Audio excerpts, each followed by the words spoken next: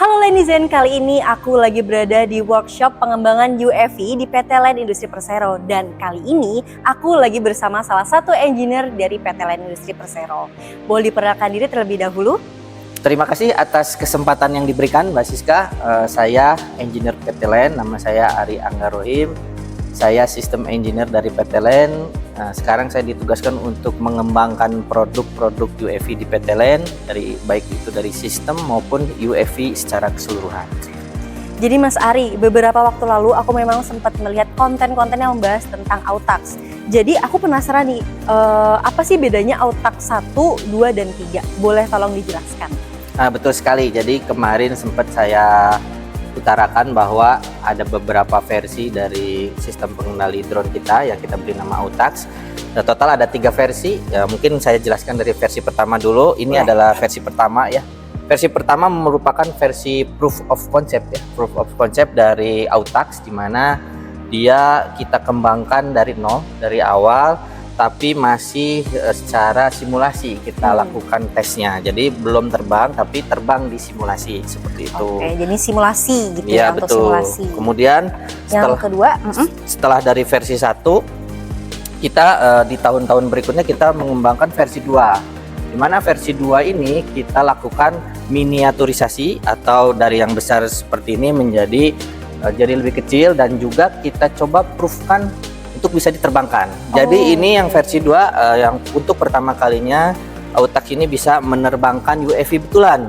Waktu itu kita bisa uji dengan UAV dengan wingspan di 5 meter ya, 5,5 meter. Kita bisa menerbangkan menggunakan flight control yang versi 2 ini.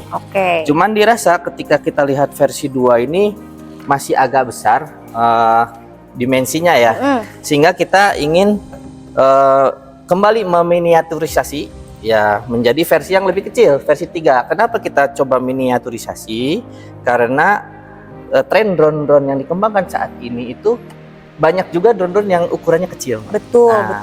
Sehingga kita harus terus mengecilkan dimensi dari flight control ini sendiri, seperti itu. Ini yang versi 3. Ini yang paling terbaru nih teman-teman. Nah Mas Ari, karena tadi sudah ada sebetulnya AUTAX tahap 3, sebetulnya aku jadi penasaran nih, kira-kira pengembangan si AUTAX ini mau sampai tahap mana? Atau ya sudah cukup sampai di sini saja?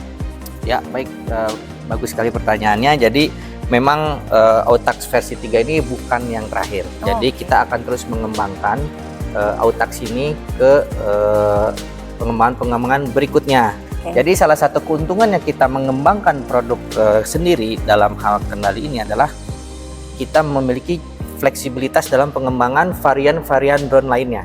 Sebut saja misalkan yang tadi target drone. Target drone itu mempunyai berbagai macam fitur ya, yang itu bisa kita kembangkan kalau kita memiliki flight control sendiri. Kemudian juga nanti misalkan ada pengembangan di quadrotor seperti drone DJI, tapi mungkin untuk kebutuhan militer, untuk membuat drone kamikaze, nanti kita bisa menggunakan atau mensematkan fitur-fitur yang spesifik untuk drone-drone tertentu. Dan juga misalkan ada drone yang lebih kecil, nanti kita coba ukurannya dikecilkan seperti itu. Jadi dengan adanya AUTAX ini, jadi kita bisa mengembangkan banyak sekali variasi drone sesuai nanti kebutuhan dari militer kita, dalam hal ini TNI, seperti itu.